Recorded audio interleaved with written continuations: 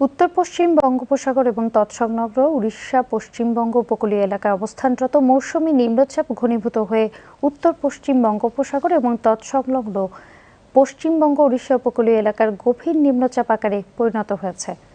আবহাওয়া অফিস জানিয়েছে, এর প্রভাবে সমুদ্র বন্দরসমূহ উত্তর বঙ্গোপসাগর এবং তৎসংলগ্ন বাংলাদেশের উপকূলীয় এলাকায় উপর দিয়ে দমকা অথবা ঝড়ো হাওয়া বয়ে যেতে পারে। চট্টগ্রাম, কক্সবাজার, মোংলা এবং পায়রা সমুদ্র বন্দরসমূহকে ৩ নম্বর স্থানীয় সতর্ক সংকেত, আমি আবারও বলছি ৩ নম্বর স্থানীয় সতর্ক সংকেত দেখিয়ে যেতে বলা হয়েছে।